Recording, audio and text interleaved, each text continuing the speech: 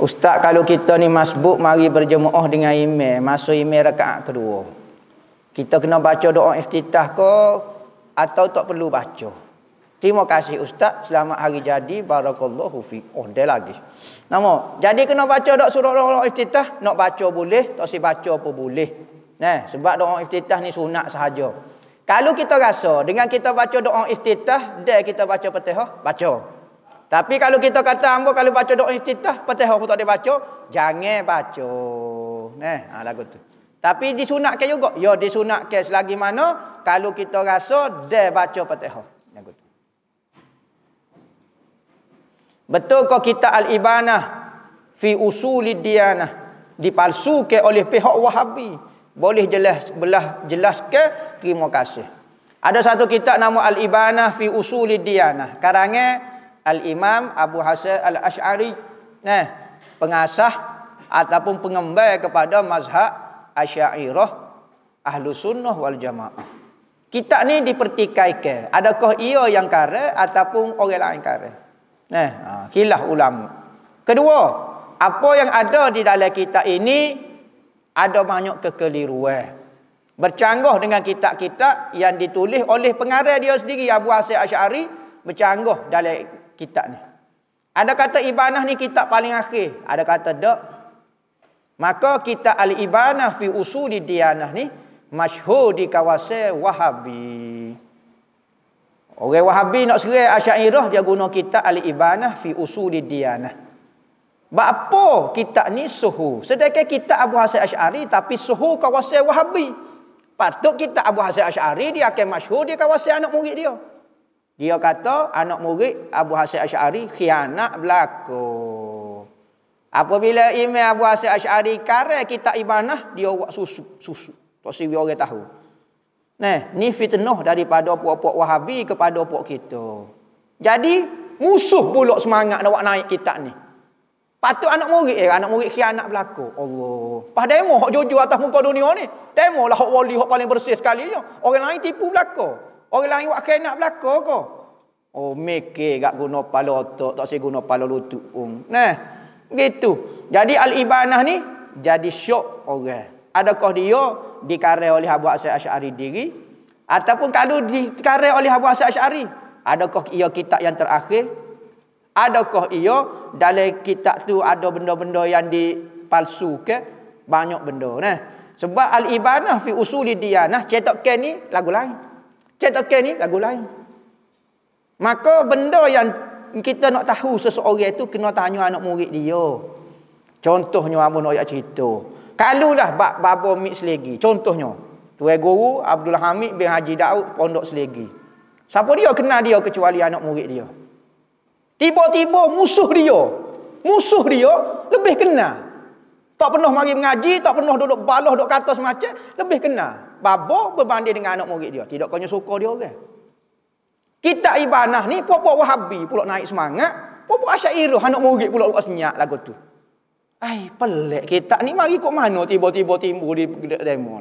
Maka kitab ini disyoki. Maka baca kitab selain pada kitab ni ada banyak lagi. Jangan buat son ni gak ngaji ni. Lagu tu. Secara ringkasnya, hak benda yang dipalsukan banyak dah ulama sebut dalam syarah-syarah dalam kitab dia.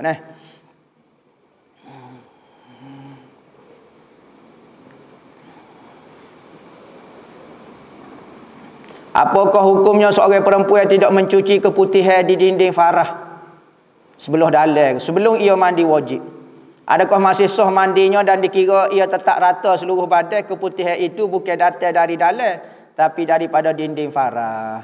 Maka benda-benda lagu tu tidak menghalal daripada air.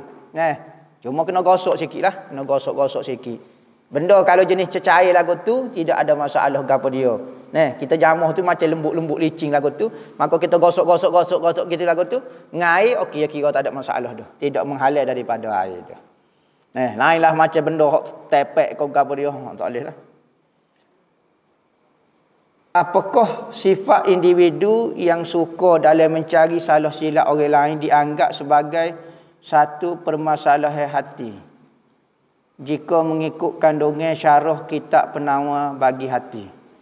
Adakah sifat individu suka cari salah orang? Gini. Suka cari aib orang, Nabi sebut dalam satu hadis. Siapa dia yang suka buka aib orang, cari aib orang, buka dalam YouTube, buka dalam gapo, cari dalam Google, cari aib orang, kelemahan orang, kesilapan orang, maka Tuhan akan cari kesilapan dia. Pada cukup hatu lah orang tak berani dah cari aib orang. Kesilapan, kesilapan. Berarti hati ingin mencari kelemahan orang kerana nak menunjukkan kebersihan diri. Padahal diri tak bersih pun. Tetapi kalau orang nak lawan dia, aku tahu aibmu. Nak benar tu ya sebenarnya. Dia sendiri pun ada aib juga. Jadi jangan ajar cari aib orang. Kita tak tahu aib orang, tak dosa pun kita. Ustaz, kenapa pasangan suami isteri yang sah bila bersetuh masih batal wuduk? Ya, kena batal wuduk. Kalau tak batal wuduk, terbatal perkahwinan. Awak nak pilih mana? Nak nikah ke nak batal semaya? Pilih antara dua. Kalau awak tak batal semaya, awak tak boleh nikah. Kalau awak nak nikah, awak mesti kena batal semaya. Kerana orang yang halal sahaja tak batal semaya. Orang yang halal nikah baru batal semaya. Orang tak halal nikah tak boleh batal semaya. Kerana orang yang tidak batal semaya ni hukum seperti adik-beradik, hubungan keluarga. Maka tak perlu nikah sebab dia ada hubungan dah. Tapi awak ni nikah dengan orang luar. Maka Islam dah beri dah keistimewaan. Awak boleh bergaul dengan dia, boleh tidur dengan dia. Tapi air semaya batal. Nak supaya awak masih ingat dia ni orang luar sebenarnya. Kena lagu tu. Jadi pilih. Nak batal semaya ke, nak batal nikah. Kalau awak nak batal semaya, ikutlah. Itu boleh pada demo. Kalau arwah nenek tinggal ke harta ke cucu. Beri ke cucu tanpa pengetahuan anak-anak. Ni jalan masalah berlaku ni. Dia apa hukum? Sebab nenek minta jangan bagi tahu ke anak-anak. Buat gitu. Dia pasal harta yang dia suruh cucu lepas pada meninggal. Ni bukan masalah hukum ni. Ni masalah orang. Tahu dah hukum. Apabila dia suruh jadi harta. Apa? Nak suruh hamba buat guana. Hamba bukan kuasa. Tak ada kuasa guana. Sebab tu nak suruh satu benda. Biar hitam putih. Gi mahkamah, gi jumpa pegawai, buat surat serah milik langsung kepada cucu saya yang disayanginya bui. Saya bui semua harta saya. Saya tak siwi kepada anak saya benci ke dia mengarut kat saya. Tulis gitu jelah. Biar puas hati, biar dia baca tu biar kejut sekali. Lagu tu.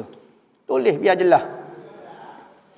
Ustaz masjid tu dia renovate, jadi banyaklah kayu-kayu lebih.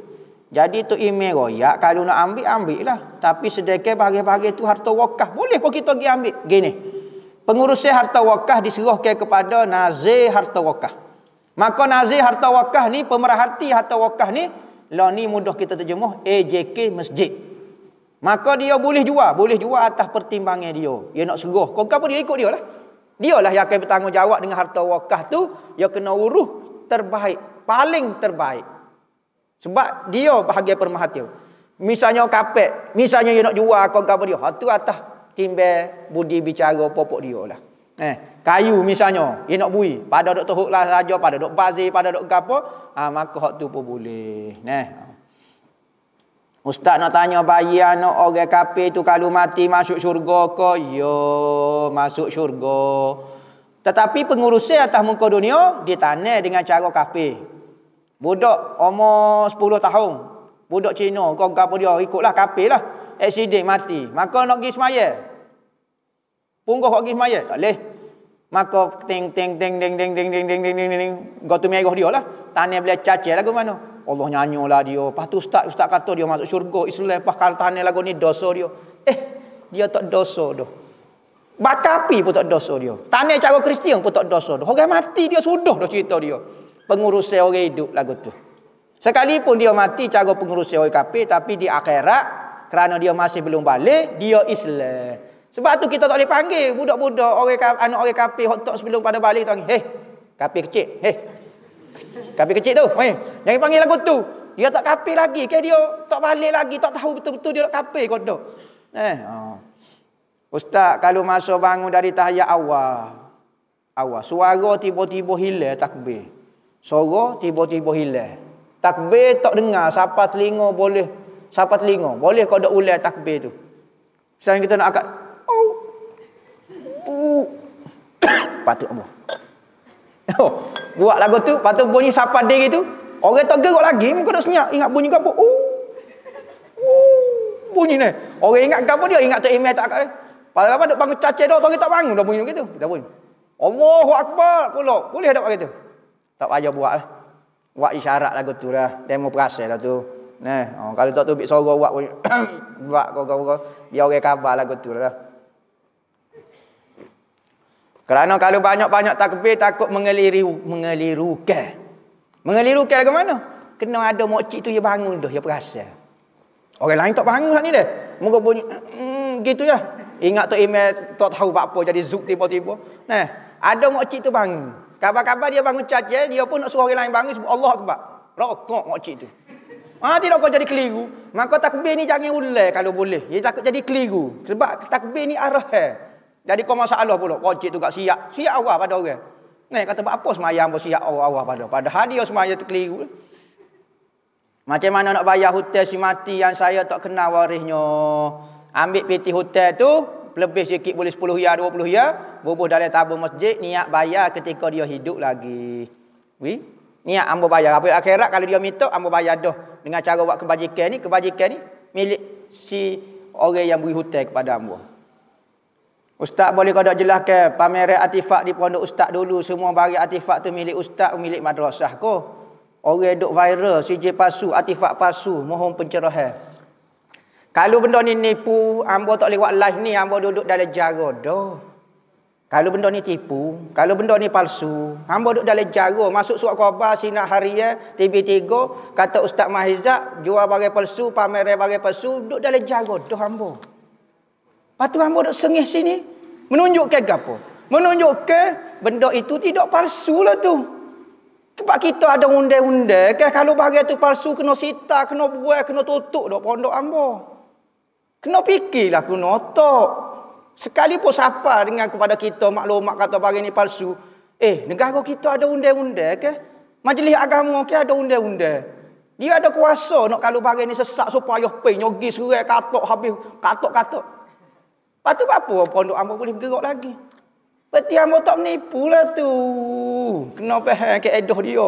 Ambo malah syarah banyak-banyak lah. Takut ambo parok-parok pula. Nah, jadi secara umumnya menunjukkan benda itu tidak tipu. Ambo duk buat live pada malam ni. Nah, boleh dengar cerita tu. Tuhan saja akan jadi saksi dengan perkataan kita. Sekalipun kita dengar perkataan itu daripada orang yang ada jawatan, ada kuasa, ada gapo, ingat Tuhan tanya kata-kata. Nah, biarlah dia tak berani kecek depan ambo lagu lain, belakang ambo lagu lain. Tuhan tanya. Ambo Tuhan tanya. Bukan kata pokok demo saja Tuhan tanya, ambo pun Tuhan tanya. Maka badi jawablah depan Tuhan. Kalau demo rasa perkataan demo betul, tindakan demo dengan berviral-viral benda ni palsu ke apa dia, silakan. Tidak ada masalah bagi ambo. Nah. Cuma gitulah. Benda tu kalau salah, ambo masuk lokak tu. Nipu atas nama Rasulullah. Ajaran sesat lah kita panggilnya. Nah, tapi alhamdulillah. Tak ada masalah. Bukan ambo nak cabar pihak berkuasa mari gak ambo. Ambo pun nak makan nasi kedai kopi juga. Nah, bukan nak makan nasi dalam jaga. Tapi nak ayat lagu tu bukti dia. Tak puas hati siapa keluar ni? Orang tak puas hati dengan ambo siapa keluar ni? Wak naik lagi isu tu. Sudah dah kita ada pihak berkuasa. Serah dah. Demo buat laporan. Macam lapor situ. Biarlah tak khabar apa pun. Nah, demo lapor. Apabila tak boleh ambil tindakan, kerajaan, orang pihak berkuasa nak ambil tindakan, kena ada bukti. Tak ada bukti dah tu. Ada video tu orang Arab tu kecek. Apa-apa dia tak percaya. Demo. Nah, kita kena buat kerja guna akal kat sikit. Gitu. Macam mana nak bayar hotel?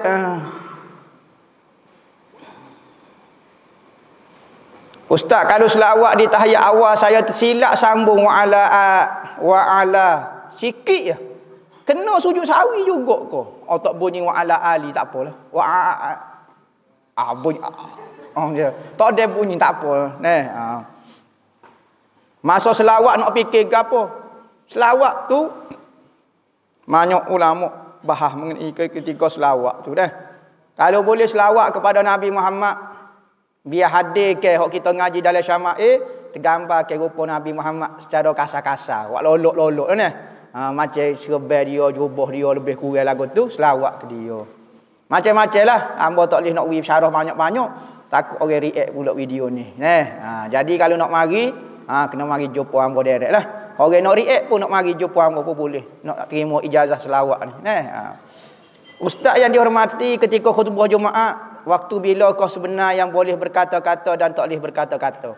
Hak tak boleh berkata-kata, hak jadi makruh menyebabkan lara perbuatan kita itu adalah ketika tu imam baca rukun. Rukun ni hak bahasa Arab. Alhamdulillah. Allahumma salli ala sayyidina Muhammad. Ittaqullah. Bismillahirrahmanirrahim. Kul huwallah. Duduk. Hak tu saja tak boleh kecek. Hak dia kecek masalah bayar lesen, bayar makanlah buah-buah tempatnya, jagalah tubuh biar sipek. Nama jarakkah 2 km seorang dalam masjid, kurang ke jemaah dalam masjid. Hak tu tak apa. Dengar maksud dengar pun tak apa. Kata-kata dia tu tak apa. Waktu bila kau sebenar, tu maksud dia. Jadi ketika dia kecek tu, logilah dia nak kecek sebab peluang dia nak kecek. Wilah seminggu sekali, dia kecek untuk kesejahteraan dia. Wallahu a'lam, ikhlas zahir batin wa ila hadratin nabi.